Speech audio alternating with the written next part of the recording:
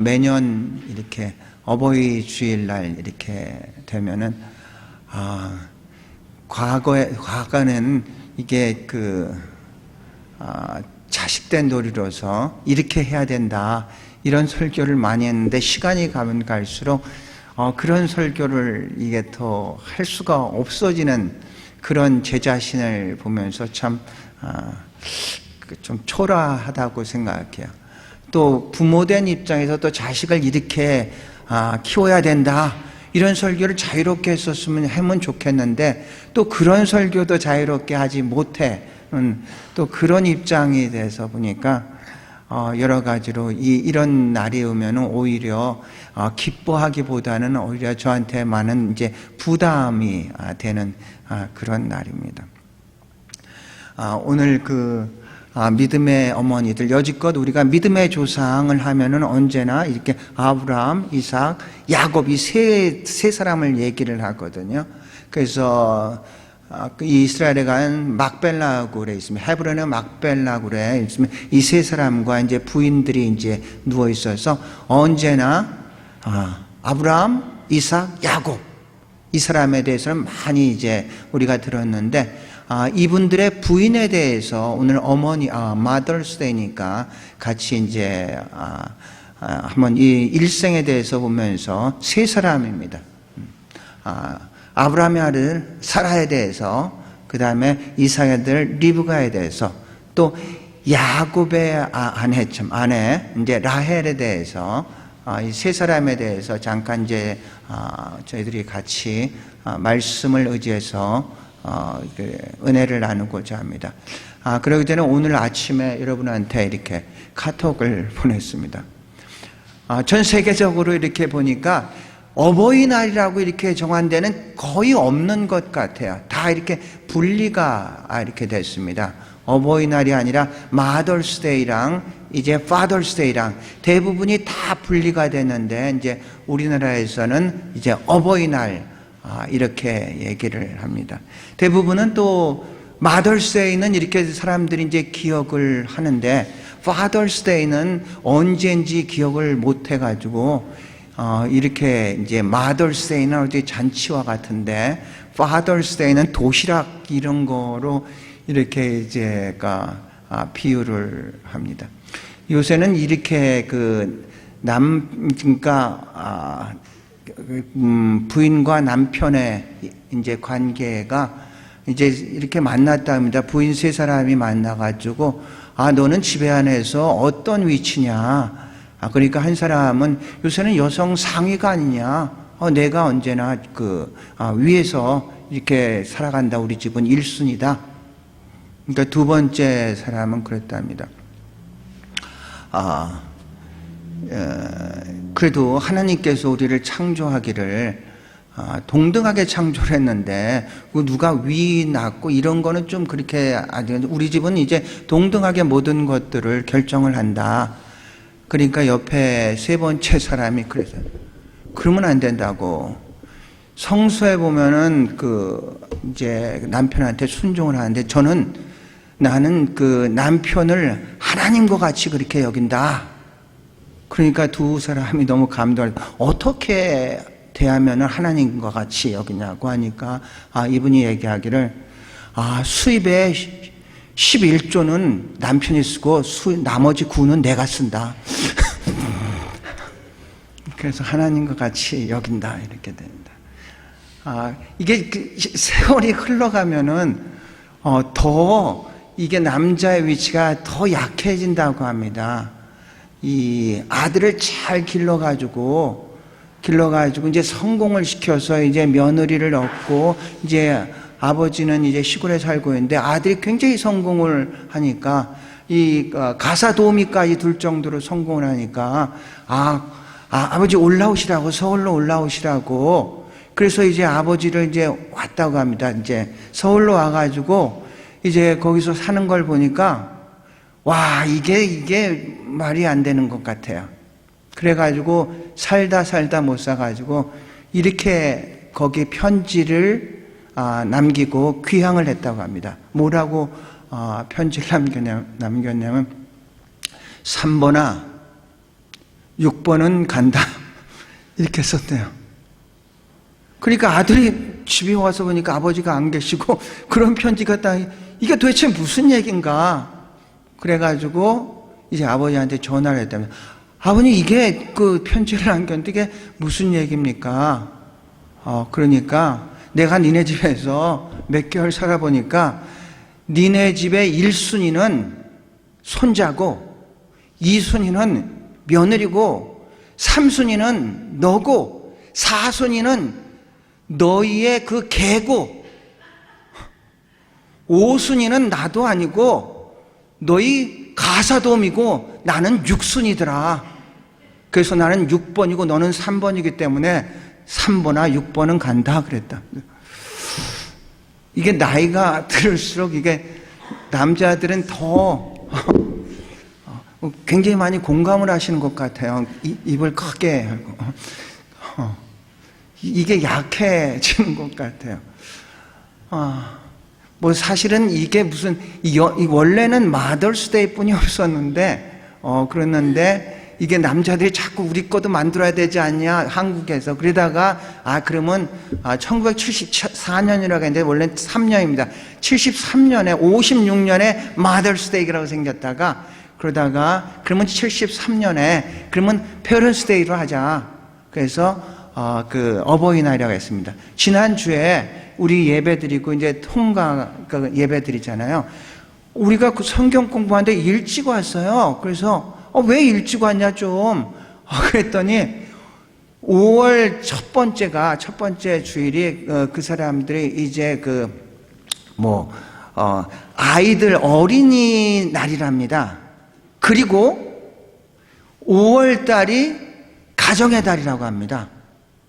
이제 신기하죠? 우리랑 어떻게 거의 같아요. 5월 달이 가정의 달이라 가지고 뭐 애들이 이렇게 좀 뭐 준비하고 해서 좀 일찍 왔다고 미안하다고 이렇게 얘기를 해요. 한국에 이게 원래 이제 마더스데이는 이제 미국에서 이제 시작이 됐는데 한국에서 마더스데이는 구세군에서 시작했는 걸 아십니까? 이게 마더스데이는 1930년에 6월 15일 날 구세군에서 처음으로 이게 그 부모에 대한 공경의 사상, 어떤 어머니에 대해서 어떤 존경하는 그런 것을 만들어야 되는데 미국에는 이미 있고 영국에도 있고 이런 상태인데 한국에서는 그런 게 없었죠. 일제 치하에 있었으니까. 그런데 구세군에서 그러면 우리가 그 Mother's Sunday를 갖다 만들자. 그래서 마더스 선데이를 이렇게 만들어 놓고 그게 기점이 돼가지고 56년에 정부에서 마더스 데이를 만들었고 그리고 그것이 지나면서 73년에 그게 페어런스 데이라고 이렇게 바뀐 겁니다. 잠깐 한번 보시겠습니까? 어버이날의 시초인 어머니날, 어머니주의를 우리나라에 처음 소개한 이들이 선교사란 사실 아셨나요? 1930년 구세군 가정단에 의해 소개되면서 지금은 어버이날로 자리 잡게 된 어머니날의 유래를 돌아봅니다. 박호춘 기자가 보도합니다. 구세군 가정단이 우리나라에 처음 어머니주의를 소개한 건 1930년입니다. 초기에 들여진 어머니주의는 지금의 5월이 아닌 6월 15일이었습니다. 남존여비 사상이 강했던 조선 땅에 어머니의 역할을 강조하고 양성평등 사상을 일깨우기 위한 일종의 계몽운동이었습니다. 구세군 사령관이 조세파 박준섭 사령관이라고 하십니다. 그 어머니의 모임들, 또 어머니의 날이라고 하는 그 개념의 운동을 한국에 들여오게 됩니다. 그래서 그 한국 사회의 그 어머니의 역할, 가정의 역할, 가부장적이고 또 유교적인 그런 시대의 여성의 역할을 강조합니다. 최초의 어머니날 행사에는 꽃 대신 카드가 전달됐고 구세군 중앙본부에서는 전국교회에 일괄적으로 포스터를 배포하는 등 어머니주의를 알리는 데 앞장섰습니다. 1960년과 61년에 만들어져 전국에 배포된 포스터는 여전히 구세군 역사박물관에 보관 중입니다. 특별히 또 여성들 모임들을 주관해서 가정부인단 모임, 가정부인단 교육, 가정부인단들이 중심이 된 사회 계몽 활동, 또 나아가서 지방에서는 농촌 봉사에 있어서 여성의 역할 이런 것들을 강조한 기록들을 많이 볼 수가 있습니다. 교회를 중심으로 지켜져 온 어머니 주일은 1955년 국무회의를 통해 어머니 날로 지정되면서 국가적인 기념일로 확산됐습니다. 또 1973년에는 지금의 어버이날로 개칭됐습니다. 교회도 이에 따라 어머니 주일을 어버이 주일로 개칭했습니다. 초기에는 여성 인권 신장을 위해 어머니 주일이 지켜졌다면 명칭이 변경되고 사회적 인식이 변화함에 따라 이제 어버이 주일은 부모를 공경하는 효의 의미가 더욱 강해졌습니다. 그러나 전통적으로 유교에서 말하는 효와 성경에서 말하는 효는 차이가 있습니다. 반면에 이제 이런 유교와 견주어서 기독교에서 말하는 효를 설명해 보자면 약속 있는 계명이다 이렇게 말할 수 있죠. 학교 명에서 부모 공경을 명했다는 것은 부모에 대한 효를 포함해서 모든 삶을 다시 말씀드려 성경의 말씀대로 사는 것이다 이렇게 말하고 싶습니다. 선교사들에 의해 전해진 어머니 주일이 어버이 주일로 자리 잡으면서 한국 사회에 큰 발자취를 남겼습니다. CGN 투데이 박구초롱입니다.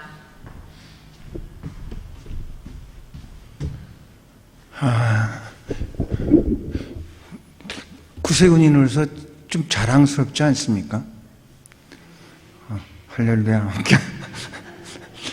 유교와 이제 기독교의 효는, 유교의 효는 인본주의적인 입장에서의 효고, 기독교의 효는 이제 신본주의적인, 그러니까 하나님의 근거한 효, 사람의 근거한 효, 이제 효에 대해서 같은 효라는 단어를 쓰더라도 이제 의미가 조금 이제 다르죠.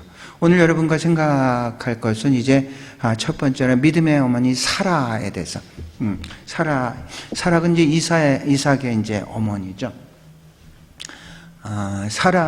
여기가 사라가죠. 이 장면은 이렇습니다. 여러분이 아브라함이 이제 창세기 12장에 이제 1, 2, 3절 이렇게 하잖아. 하나님께서 본토와 친척과 아버지 집을 떠나 내가 내게 지시할 땅으로 가라.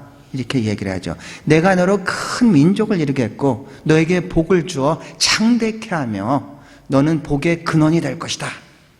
이게 아브라함이 75살, 사라는 아브라함보다 10살 적습니다. 65살 때 딱 받고 이제 그것을 거기 하란을 떠나서 이제 갈 곳, 그러니까 지정하지도 않았는데 간 곳이 이제 지금의 이제 이스라엘 팔레스티나 지역으로 갔습니다. 75살 때, 그런데 그렇게 이제 약속을 받았는데 10년이 지나도 아무런 일은 일어나지 않았습니다. 이 남자보다도 이 여자가 더 급했었던 것 같습니다. 그러니까 사라가 10년이 지나서 이제 창세기 10장에서 16장에 보면은 아브라함한테 내 종 하갈을 취해서 아들을 낳으십시오. 사라가 먼저 그렇게 제안을 한 겁니다. 아브라함이 하겠다는 얘기가 아니라 하십시오. 그래서 아브라함은 그 말대로 이제 하갈을 취해서 하갈이 임신을 합니다. 종이었던 하갈이 임신을 하니까 사라를 무시를 하는 겁니다. 너무 화가 나서 주인인 사라가 막 박해를 하게 되니까 사라가 어쩔 수 없이 도망을 가게 됩니다. 도망을 가게 됐다가 하나님께서 하갈을 달래고 다시 집으로 이제 보내게 되죠. 그래서 창세기 16장 16절에 보면은 이제 하갈이 아이를 낳는데 그 아이의 이름은 이스마엘인데 그때 아브라함의 나이가 86세였습니다. 86세 때 이스마엘을 이제 낳습니다. 그리고 나서 17장으로 넘어가면은 이 하나님께서 그때까지는 아브람, 사레, 큰엄마, 큰 아빠 정도의 그 정도의 이름을 갖고 있는데 하나님께서 이름을 바꿔줍니다. 이제 이후로 더 이상 사레라고 하지 말고 아브람이라고 그러지 말고 너는 사라, 열국의 어머니가 되고 아브라함, 열국의 아버지라고 불러라. 그래서 이름을 바꿔주는 게 이제 17장이고 그리고 18장에 오늘 우리가 본문에 읽은 그 8장을 보면은 이제 부지 중에 아브라함이 이 객을 대접을 하는데 그런데 그 객 세 사람이 이제 천사였습니다. 아브라함이 강권을 해서 이제 자기 집에 모셔서 대접을 하는데 천사가 이제 얘기를 합니다. 천사가 이 사람이 너희 안에 사라가 이제 임신을 할 거다. 이렇게 얘기를 해요. 그러니까 사라가 뒤에서 이제 웃는 겁니다. 왜 웃냐면 우리가 본문에 읽은 것처럼 사라는 나이가 늙었고 여성의 생리가 끊어진 상태거든요. 그러니까 속으로 웃는다는 것은 여러 가지의 웃음이 있는데 이것은 불신의 웃음이고 비웃는 겁니다. 그냥 기가 막혀서 웃는 웃음. 웃고 내가 노쇠했고 주인도 그러니까 아브람도 노쇠했고 나도 노쇠했는데 어떻게 내가 아이를 낳을 수 있느냐. 이렇게 사라가 혼자 그렇게 이렇게 생각하는 꼭 웃는 걸 보고 하나님께서 얘기하는 거죠. 아브라함에게 사라가 왜 웃느냐? 이르기를 내가 늙었거늘 어떻게 아들 낳으려 하느냐. 그때 이제 하신 말씀, 여호와께서 능하지 못한 일이 있겠느냐. 우리는 인간적으로 생각으로서 이성적으로 생각해서 우리가 이게 될 일과 아닌가 우리 차원에서 모든 것들을 우리가 한다거나 하지 않는다나 결정을 이렇게 해서 하나님의 가능성을 인간이 막을 때가 굉장히 많이 있습니다.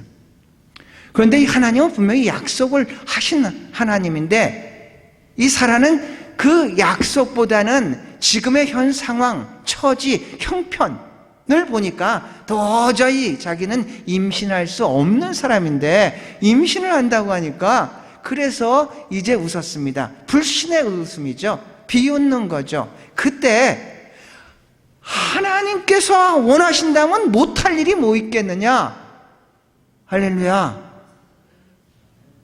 하나님께서 하시면은 그분은 무에서 유를 창조하시는 분입니다. 못할 일이 어디 있겠습니까? 그 장면입니다. 봤던 게요. 그래서 사라가 두려워서 내가 웃지 아니하였다 이렇게 부정을 하지만 이제 알고는 있었죠. 그리고 나서 사라가 이제 임신을 하게 되죠. 이제 사라가 임신을 해서 드디어 이삭을 낳고 이삭 그 이름이 웃음이라는 얘기입니다. 웃음.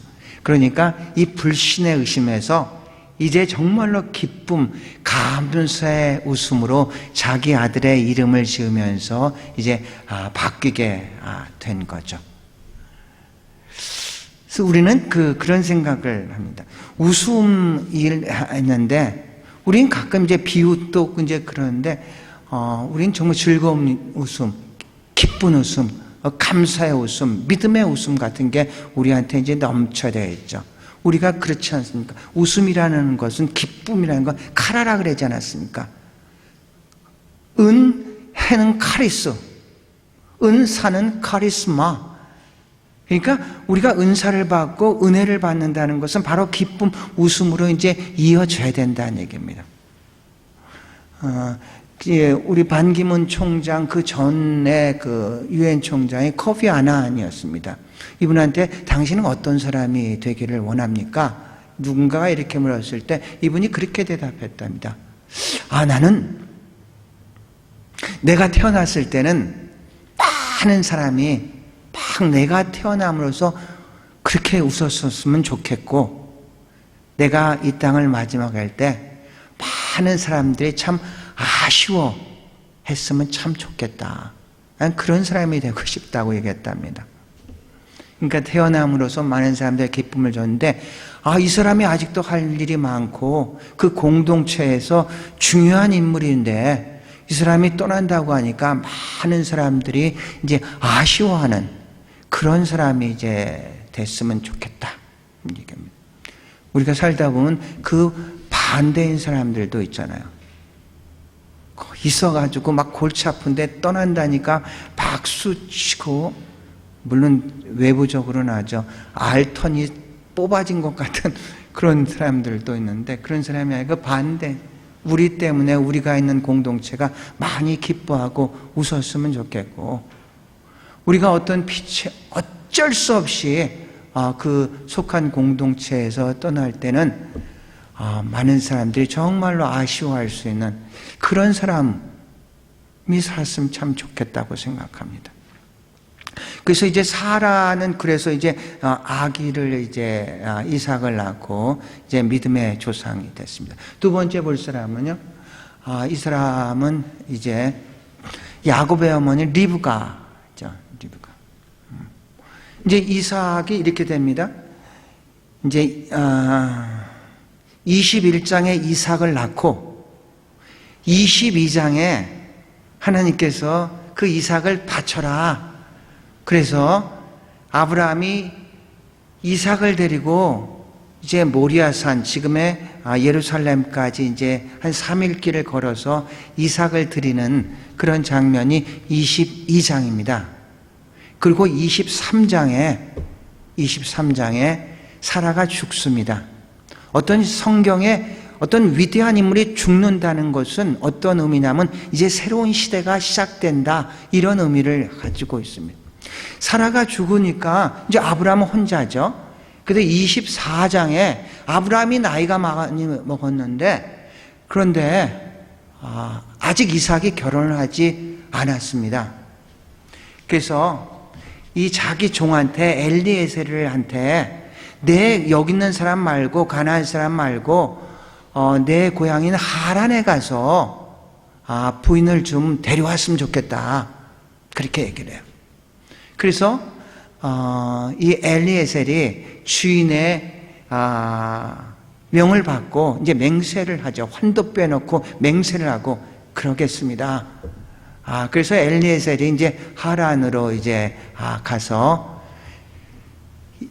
도착할 때 기도를 합니다. 이렇게 기도를 합니다. 하나님, 제가 그 근처에 가가지고 우물가에 갔을 때 제가 만나는 여인이 제가 물을 달라고 하면은 나에게뿐만 아니라 나와 같이 갔었던 그 약대에게도 물을 줄 수 있는 여인을 제가 만나면은 바로 그 사람이 하나님의 뜻인 줄 알겠습니다. 그래서 엘리에셀이 거기를 가요. 가가지고 물을 달라, 이제 여인을 만나서 물을 달라, 다 그렇게 얘기했는데, 놀랍게도 이 여인이 자기에게만 물을 주는 게 아니라 자기가 끌고 왔던 그 동물인 약대에게도 물을 주는 겁니다. 그래서 엘리에셀, 이 여인이다, 이렇게 깨닫죠. 여러분 아십니까? 웨이터의 법칙이라는 게 있습니다. 웨이터의 법칙. 거래를 할 때, 사람과 거래할 때 나에게 잘하는 사람보다도 웨이터에게 잘하는 사람이 그 사람이 진짜다, 그런 겁니다. 그러니까 나는 계약을 하는 사람이니까 어쨌든 간에 저 사람은 계약을 성사해서 자기의 본심이 아니더라도 잘하겠죠. 그런데 저 사람의 본심은 자기보다 밑에 있고 자기보다 약하고 자기보다 아주 정말 갖지 못한 사람들에게 어떻게 대하느냐가 그 사람의 본심이다라는 것이죠. 우리 마태복음 24장을 종말장이라고 이제 얘기를 합니다. 종말에 일어날 현상들을 쭉 이제 막 기근, 환란, 전쟁 이런 것들에 대해서 이제 쭉 기록이 되어 있고, 그리고 마태복음 25장을 심판장이라고 합니다. 하나님께서 마지막 심판을 할 때 어떤 기준 같은 것을 말씀하는 세 가지의 비유가 나옵니다. 첫 번째 비유가 열처녀의 비유가 나옵니다. 미리 준비를 하라는 거죠. 기름을 먼저 준비를 하라. 신랑 올 것을 언제든지 대비를 하고 있어라. 이런 준비하라는 얘기입니다. 두 번째 비유는 달란트의 비유가 있죠. 5달란트, 2달란트, 1달란트. 양의 문제는 아닙니다.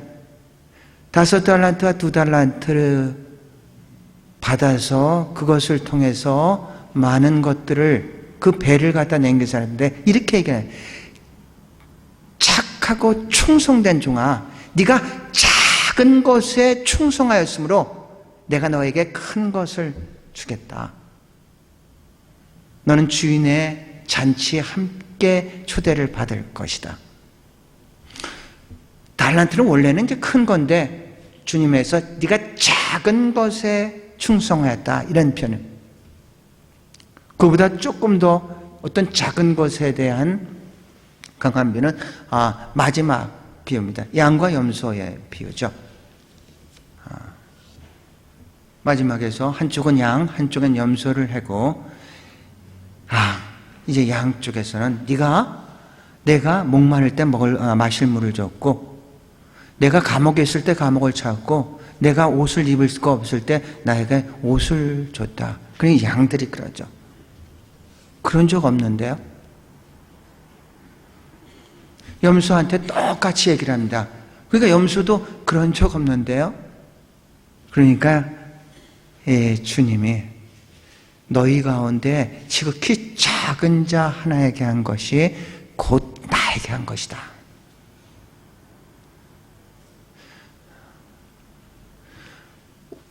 우리보다 잘 살고 많이 배우고 우리가 그 사람한테 친하게 지냄으로써 우리가 주는 것보다 받는 게 많은, 반대급부가 많은 그런 사람들이 있습니다.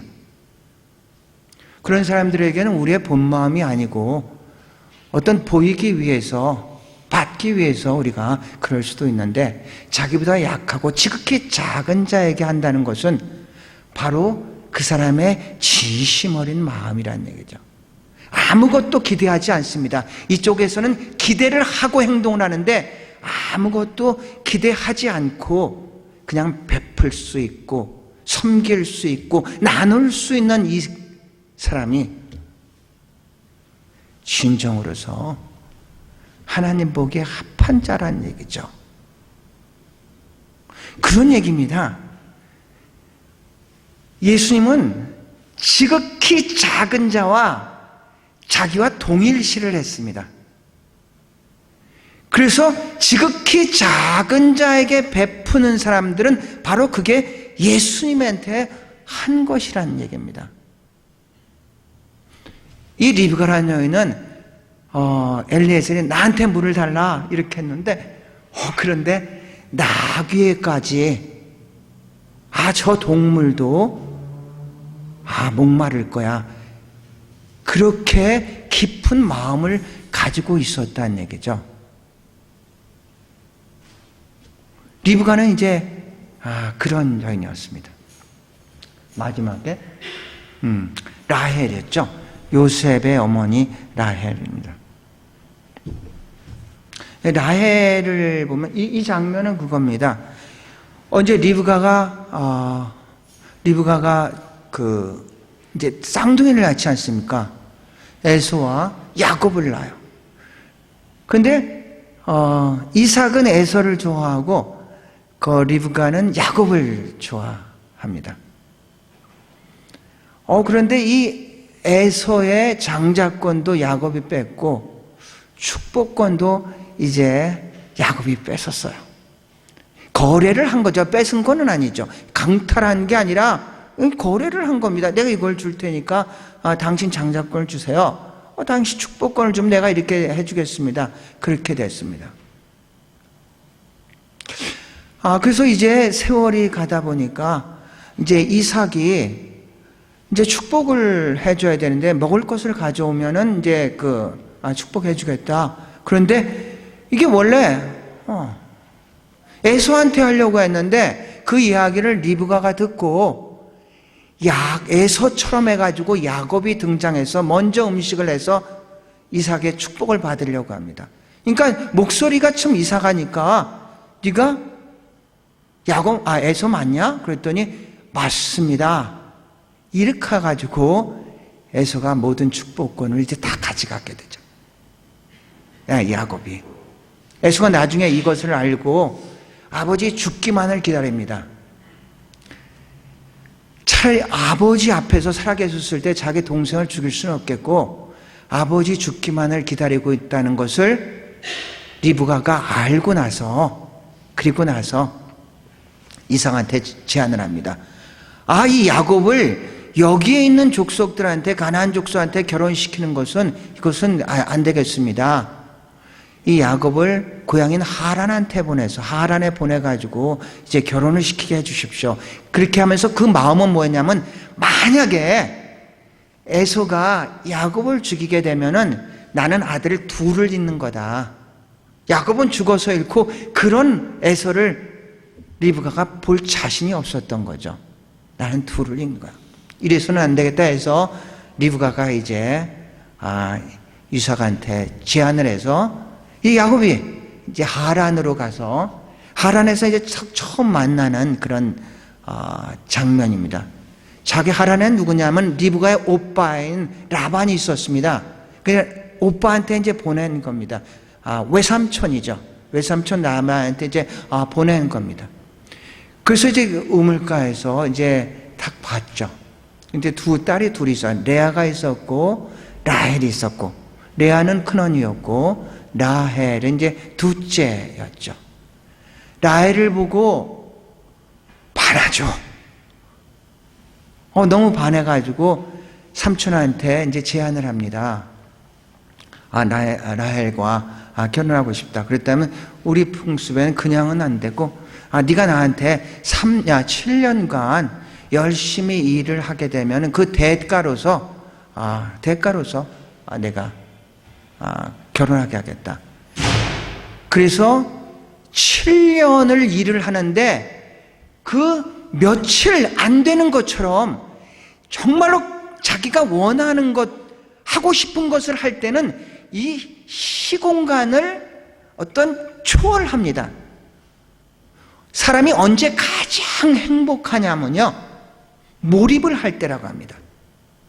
일단 몰입을 딱 하게 되면, 무슨 일을 할 때 거기에 몰입을 하게 되면은 자기가 어디에 있는지, 이 시간이 몇 시인지 그걸 초월합니다. 우리 기도를 할 때 그렇지 않습니까? 기도를 할 때 기도에 딱 빠지면은 하나님과의 딱 관계가 이루어지게 되면은요, 그러면 지금 시간이 얼마나 갔는지를 잘 인식이 안 되죠. 너무 사랑하니까 7년을 진짜 며칠 아닌 것처럼 그렇게 열심히 일을 했다고 합니다. 7년이 돼서 이제 결혼하겠습니다 해가지고 하룻밤을 딱 자고 났더니 자기가 그렇게 사랑했던 라헬이 아니라 그 언니인 레아였습니다. 야곱은 너무 화가 나죠. 삼촌 어떻게 이럴 수가 있습니까? 그랬더니 라반은 나름대로의 핑계는 있습니다. 우리 여기 나라의 풍습에 의하면 언니를 먼저 보내지 않고는 둘째를 보낼 수가 없다. 그래서 그런 거다. 정말로 네가 라헬과 결혼하기를 원하면 또 다른 7년을 열심히 하면은 그러면 그땐 결혼시켜주겠다. 이래가지고 어쩔 수 없이 야곱은 7년간을 더 일을 하게 됩니다. 그래서 14년 만에 이제 드디어 자기가 그렇게 바라던 라헬과 이제 결혼을 하게 되죠. 결혼을 하고 나서 일을 하는데 이 삼촌을 더 이상 믿을 수가 없었던 거죠. 그래서 이제 20년 만에 드디어 이제 야곱은 자기의 이제 식솔과 자기가 가진 자기의 재산을 가지고 이제 돌아오게 됩니다. 20년 만에 딱 돌아오면서 다른 사람들은, 그러니까 그 전 얘기죠. 돌아오기 전에 이제 자녀들이 있는데 이 라헬은 자녀가 없습니다. 그러니까 29장을 보면은 라헬이 야곱한테 따집니다. 나로 아이를 낳게 해주세요. 막 따져요. 그러니까 야곱도 답답하죠. 내가 하나님이냐? 내가 어떻게 하느냐? 막 그렇게 따져요. 이 라헬이 따지는 건 뭐 아주 질투, 시기가 아주 가득 찬 그런 어떤 모습으로서 이제 막 따져. 자기 언니는 아들을 그렇게 낳고 있는데 자기는 자녀가 없으니까 막 이제 따지죠.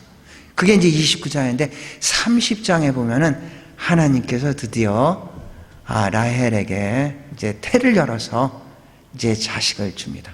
그래서 첫 번째 자식이 이제 요셉입니다. 그러니까 요셉까지는 하란에서 났습니다. 그래서 하란에서 이제 20년 만에 출발을 할 때 11아들과 딸 디나가 이제 출발을 하게 됩니다. 그러니까 12아들이 아니에요. 11명의 아들과 디나가 이제 출발을 이제 하게 되고, 그리고 에서를 만나서 이제 해결을 보고, 그리고 가나안 땅에 계속 여행을 하다가 베들레헴 근처에서 둘째를 낳게 됩니다. 그 둘째가 베냐민입니다. 12아들의 이제 마지막 학기죠. 베냐민을 낳다가 낳고 난산의 고통 끝에 라헬은 거기서 죽습니다. 라헬이 죽고 나서 베들레헴에 가면 그렇게 됐습니다. 지금 베들레헴의 장벽이 이 사람들이 팔레스티나 지역과 이제 유태인들이 사는 곳에 장벽을 쳐가지고 그 베들레헴 쪽, 이제 웨스트뱅크 지역이 이제 베들레헴 웨스트뱅크 지역의 일부인데, 거기 사람들은 육지 속의 섬에서 사는 사람입니다. 거기서 태어나서 외부를 나갈 수가 없습니다. 이스라엘 정부의 허락을 받지 않으면 나갈 수가 없는 육지 속의 섬에서 사는 사람. 그러니까 제가 만난 그 베들레헴의 사람도 거기서 태어나서 거기서 살다가 그냥 거기서 죽는 그런 이 장벽이 있습니다. 그런 장벽 근처에 저쪽에는 이제 이 라헬의 그 무덤은 이제 그 장벽 바깥에 있고 그 장벽 안에는 있지 않습니다.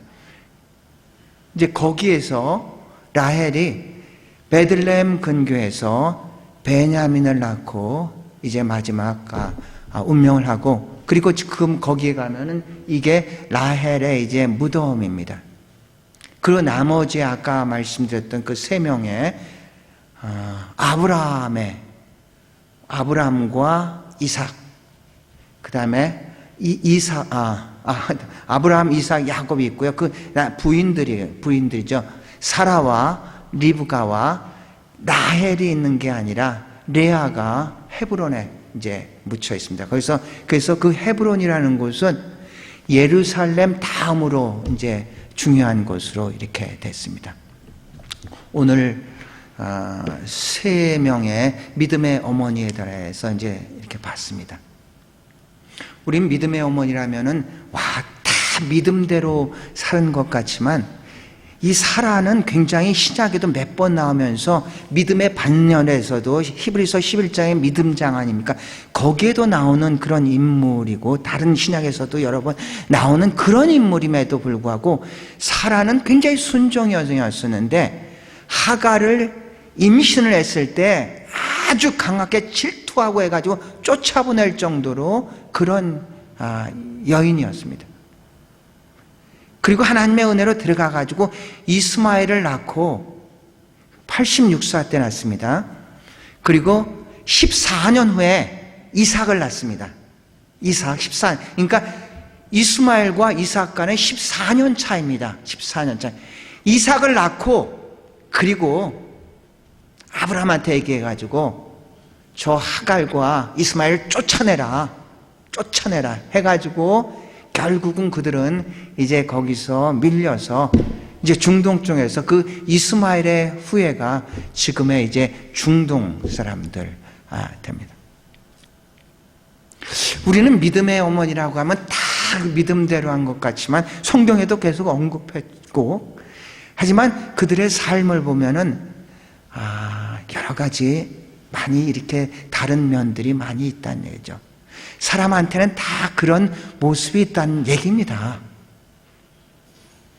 신약에 보면 양가 감정이라고 있습니다. 양가 감정. 한 대상을 놓고 두 가지의 감정을 이제 가지고 있습니다. 한 사건을 놓고 두 가지의 감정을 이제 같이 가지고 있습니다.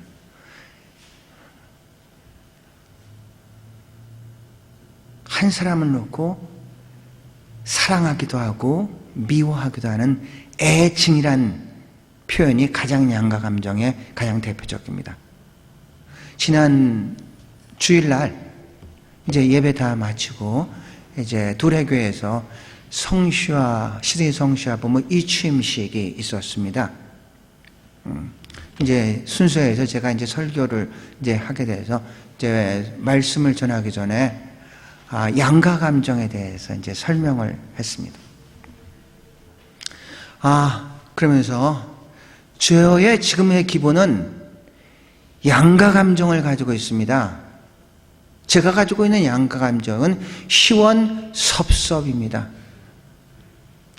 4년 동안 대표회장이라는 무거운 직책을 가지고 이제 벗어나니까 너무너무 시원한데, 그런데 한편에는 오늘도 제가 오니까 사람들이 제일 앞쪽에서 앉으세요, 회장님 이렇게 했는데 오늘 이후로 아무도 저를 그렇게 부를 사람이 없을 걸 생각하니까 무척 섭섭합니다. 그런데 아세요 여러분, 우리가 대상에 대해서 극단적으로 나쁜 놈, 좋은 놈 이렇게 판단하는 것은 가장 어리석은 판단입니다. 사람한테는 그런 사람 없습니다. 사건도 그런 거 없습니다. 하나님은 어떤 사건, 어떤 사람을 만나든지 그것을 통해서 합력해서 선을 이루시는 분인 줄로 믿습니다. 우리 안에 양가 감정이 있다는 것은요, 사실은 그 사람은 성숙해 있다는 얘기입니다. 두 마음을 가지고 있다. 한 마음만 가지면 좋겠는데 그렇지는 않고 두 마음을 가지고 있다는 건 그래, 어느 정도 성숙된 사람이구나.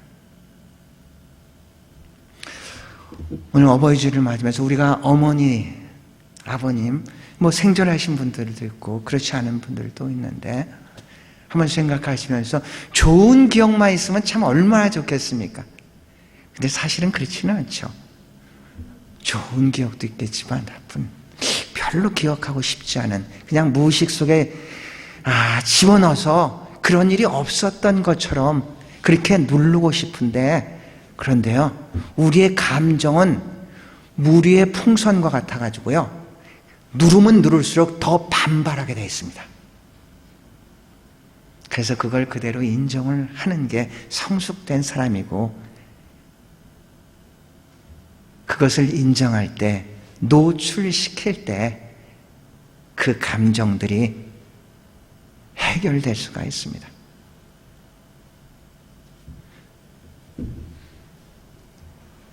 첫 번에 말씀드렸던 것처럼 우리는 우연히 이 땅에 던져진 존재들이 아니라 하나님의 그 뜻과 섭리와 경륜 가운데 보내진 존재들입니다. 우리가 지금 이 순간 모여서 예배드리고 또 우리가 그 가정에서 태어났고 또 그 공동체에 속했다는 것은 하나님께서 지금도 우리를 통해서 말씀하는 게 있고 일하시는 게 있는 줄로 믿습니다. 우리 믿음의 공동체, 우리 구세군 교회가 날마다 그 목적을 향해서 하루하루 살아갈 수 있기를 주의 이름으로 축원합니다.